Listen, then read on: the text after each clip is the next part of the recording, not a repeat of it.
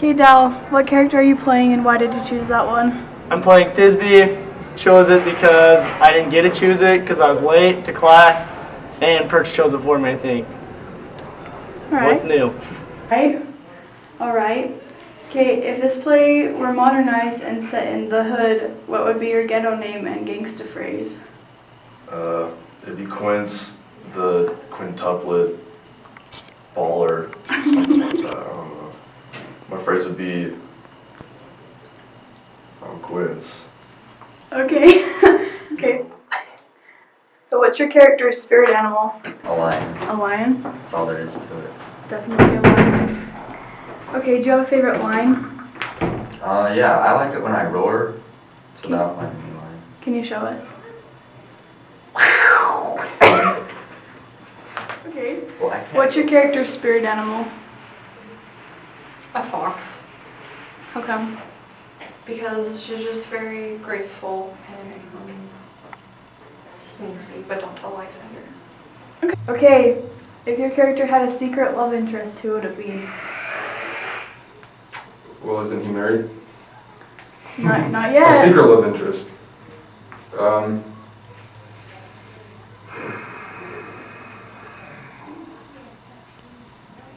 Megan Fox. If this play were modernized and set in the hood, what would be your ghetto name and gangsta phrase? I don't know. I don't know, I feel like Puck is already pretty ghetto, so I think I got it. Then all of the fairies are phrases, you've been blessed, so I guess we'll go with that. What's your character's spirit animal? The falcon, because it's majestic. Okay. And if your character had a secret love interest, who would it be? Does this have to be like a human or someone in the play? Someone in the play. Oh, crap. Whatever Caitlin Slade's playing. I'm in love with her, so, Okay. yeah. And what'll be the weirdest part of the play? The weirdest part, I have to pretend to kiss Spencer through a hole in the wall. I don't like that. I feel sheepish, but it'll do, I guess. So. Action!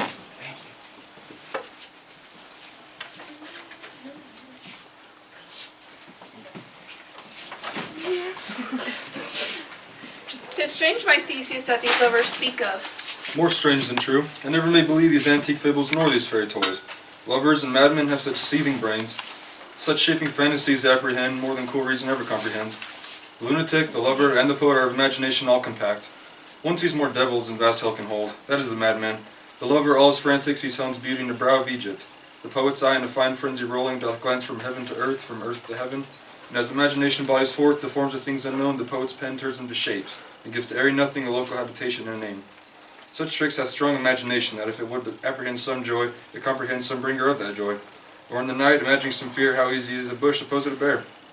But all the story of the night told over, and all their minds transfigured so together, more witnesseth than in fancy images, and grows to something of great consistency, but howsoever strange and admirable. Ah, here come the lovers, full of joy and mirth. Joy, gentle friends, joy and fresh days of love accompany your hearts. More than to us, wait in your royal box, you board your bed. Come now, what mask, what dance shall we have, to wear with this long age of 3 hours between our apperceptor and bedtime? Where's our usual manager of mirth? What revels are in hand? Is there no play to ease the anguish of a torturing hour?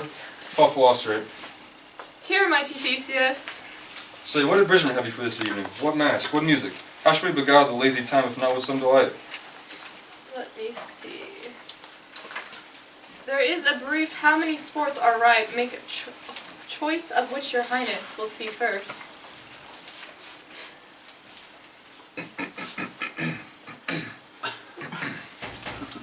The battle with the centaurs to be sung by an Athenian in Ich to the harp. Well, none of that. Never have I told my love and glory of my kinsman Hercules. The ride of the tipsy bacchanals tearing the Thracian singer in their rage. That is an old device. If it was played in life from Thebes, came first to last to conquer. The thrice three muses mourning for the death of learning, late deceased and beggary. That is some satire keen and critical, not sorting with the nuptial ceremony. The tedious brief scene of young Pyramus and his love Thisbe. Very tragical mirth. merry and tragical, tedious and brief. That is hot ice and wondrous strange snow. How shall we find the concord of this discord?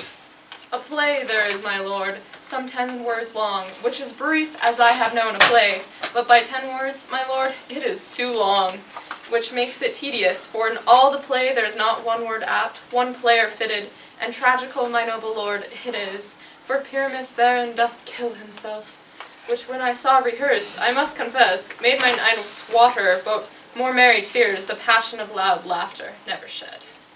What are they that do play it? Hard-handed men that work in Athens here, which never laboured in their minds till now, and now have toiled their unbreathed memories with this same play against your nuptial. And we will hear it. No, my noble lord, it is not for you. I've heard it over, and it is nothing, nothing in the world, unless you can find sport in their intense, extremely stretched and coned by cruel pain to do you service. I will hear that play, for never anything can be amiss when simpleness and duty tender it. Go, bring them in, and take your places, ladies. As you wish. I love not to see wretchedness or charge, and duty in his service perishing. Why, gentle sweet, we shall see no such thing. He says I can do nothing of this kind. The kind are we to give them thanks for nothing. Our sport shall be to take what they mistake, and what 40 cannot do, noble respect takes in might, not merit. Where I have come great clerks to first degree me with premeditated welcomes. Where I have seen them shiver and look pale, make periods in the midst of sentences, startle their practice accent their fears, and in conclusion dumbly have broke off, not paying me a welcome. Trust me, sir, out of this silence yet I picked a welcome in the modesty of fearful duty. I read as much as from the rattling tongue of saucy and audacious eloquence. Love, therefore, in tongue-tied simplicity and least speak most in my capacity. So please your grace, the prologue is addressed. Let him approach.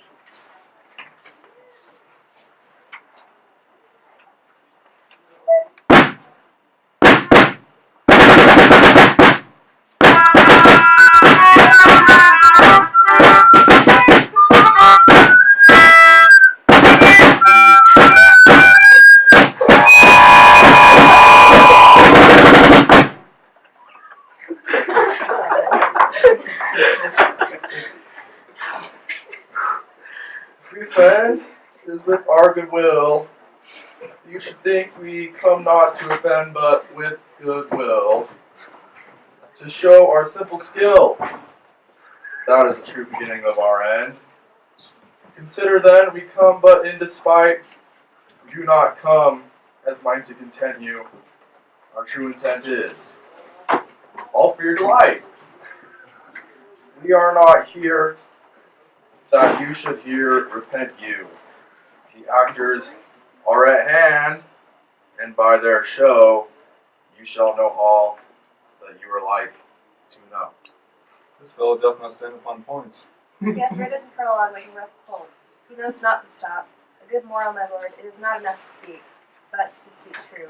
Indeed, he hath played on this prologue like a child on a recorder, a sound, but not in government. His speech was like a tangled chain, nothing impaired but all disordered. Who is next?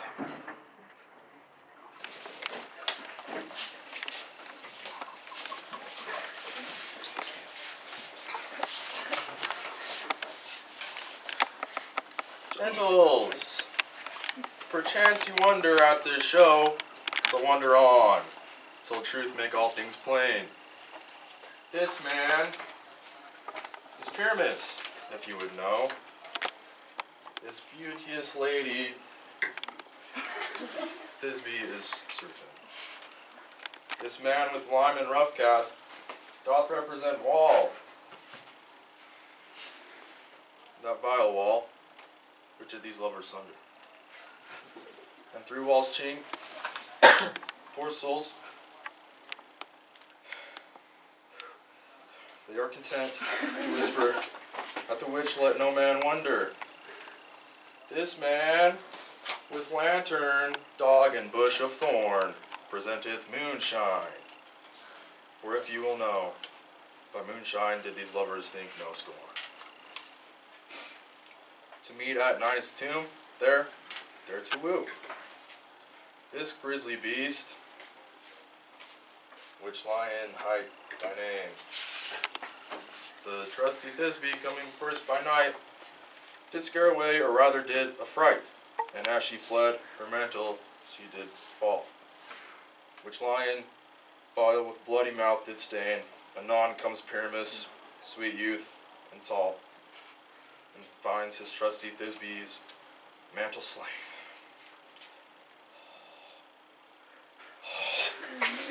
Flare out with bloody blameful blade, he bravely broached his boiling bloody breast. And Thisbe, tearing in mulberry shade, his dagger drew, and died for all the rest. Let lion, moonshine, wall, and lovers twain at large discourse while here they do remain. I wonder if the lion be to speak. No wonder, my lord. One lion may, when many asses do.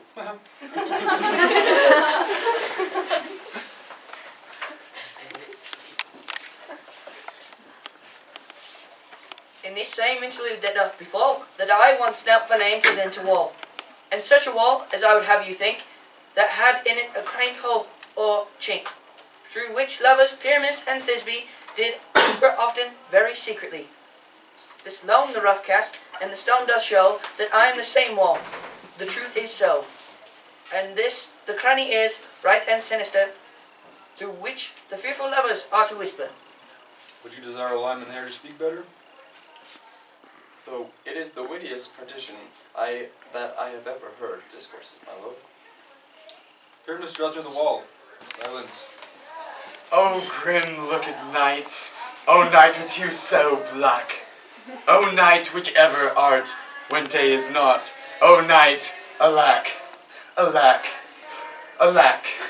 I fear my Thisbe's promises forgot, and thou, O wall, O sweet and lovely wall, thou standest between her father's ground and mine, thou wall, O sweet and lovely wall, show me thy chink, to blink through with mine eye. Thanks, courteous wall.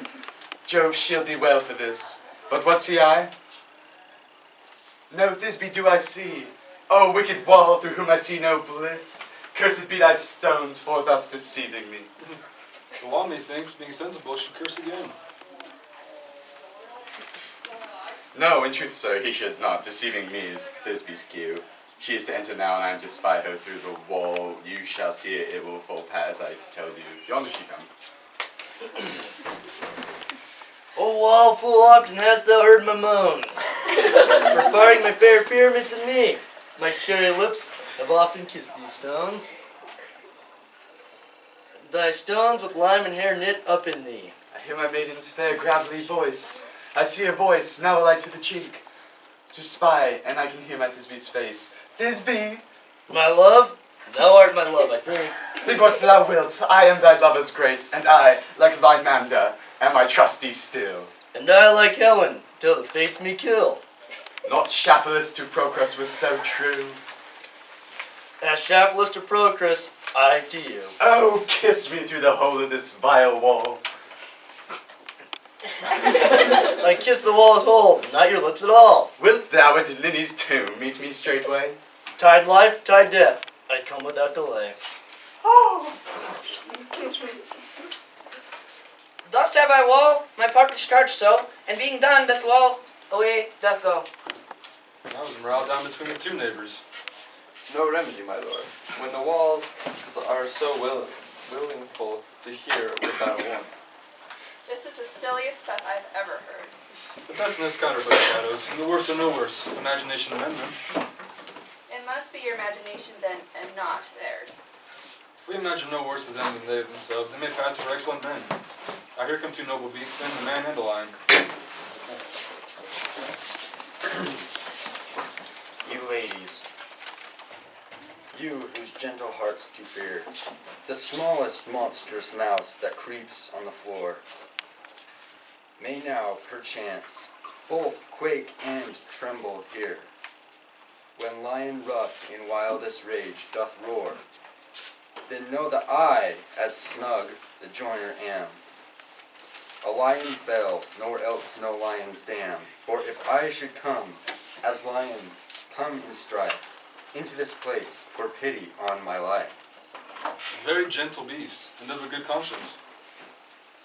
The very best is at the beast, my lord, that e'er I ever saw.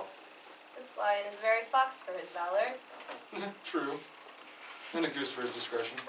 Not so, my lord, for his very valor cannot carry his discretion, and the fox carries the goose. His discretion, I am sure, cannot carry his valor, for the goose carries not the fox.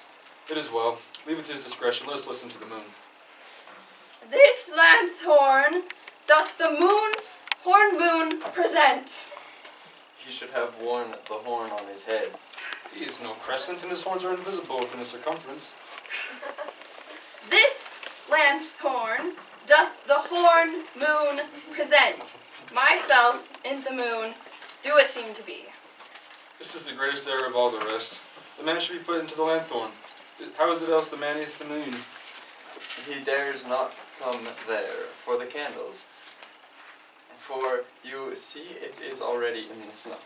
I am aweary of this moon, and would he would change. It appears by his small art of discretion that he is in the wane, but yet in courtesy and all reason we must stay the time. Proceed, Boone. All that I have to say is to tell you that the lanthorn is the moon, and I, the man in the moon, and this thorn bush, my thorn bush, and this dog, my dog. Why? All these should be in the lanthorn, for all these are in the moon. But silence. Here comes his bee. This is old Ninny's tomb. Where's my love? Roar! Ah! Well roared, lion. Well run, Thisbe. Well shown, moon. Truly the moon shines with a good grace. Well now's lion. And then came Pyramus. And so the lion vanished.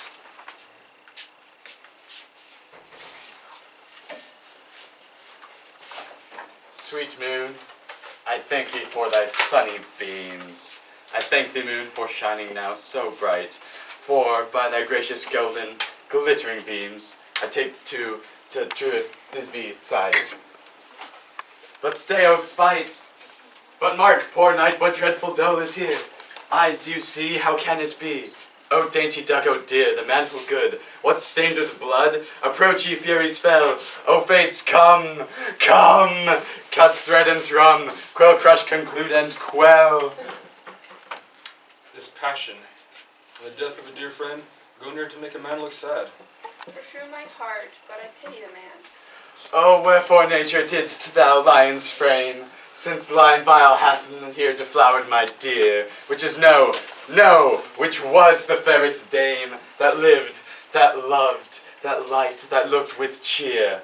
Come tears confound, out sword and wound, that pap of Pyramus, I that left pap, where the heart doth hop. Down! Wow! Oh! Fellas in heaven! Take me away!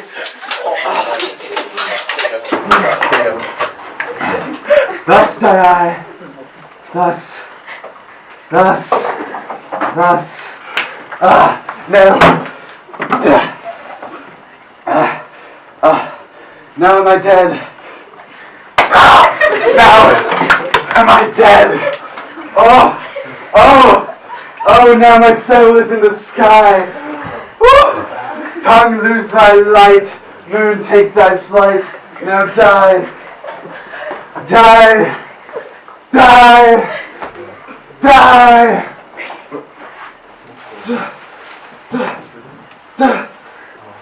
Die. No die, but an ace. For him, for he is but one. Less than an ace, man, for he is dead. He is nothing. With the help of a surgeon, you might yet recover and prove an os. How chance moonshine is gone before Thisbe comes back and finds her love? She will find him by starlight. Ah, here she comes, and her passion ends the play.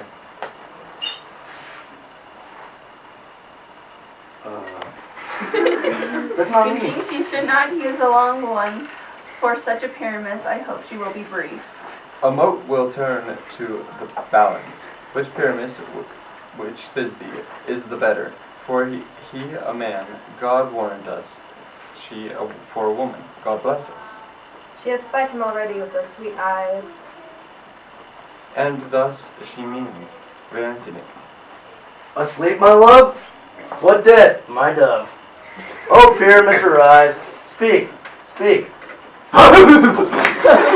Quite dumb? Dead, dead, a tomb. Must cover thy sweet eyes, those lily lips, this cherry nose, this yellow cowslip cheeks, are gone, are gone. Lovers make moan, his eyes were green as leeks. Oh, sisters three, come to me, with hands as pale as milk. Lay them in gore, since you have shore, with shears his thread of silk. Tongue not a word, come trusty sword, come blade my breast in bruin. So farewell, friends. Oh, and farewell, friends. Thus this be ends. Adieu, adieu, adieu. Moonshine and lion are left to bury the dead. Ah, and the wall too.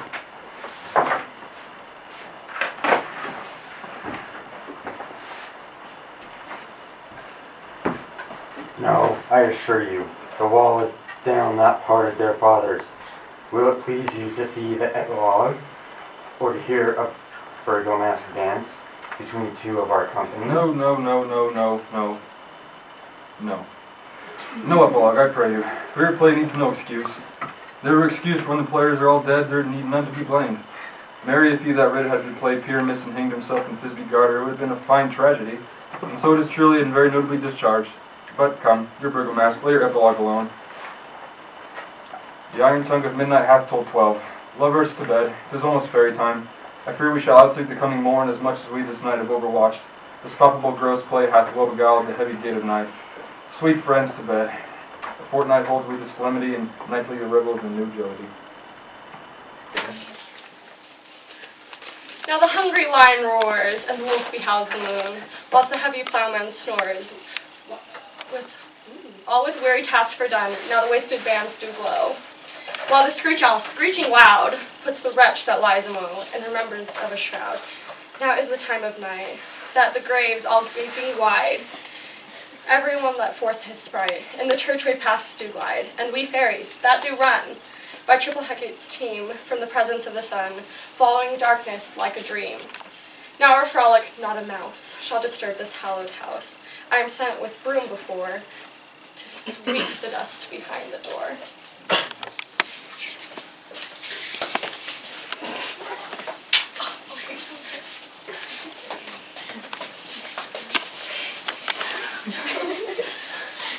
Through the house give glimmering light. By the dead and drowsy fire, every elf and fairy sprite hop as light as bird from briar, and this ditty after me, sing and dance it trippingly. First to hers your song by road, to each word a warbling note. Hand in hand with fairy grace, you'll sing and bless this place.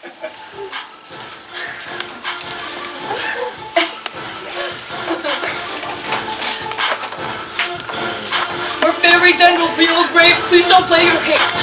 Flying like a zeppelin from every single state. Pixies ain't got nothing compared to what we got, cause when they see us bustin' then we'll death for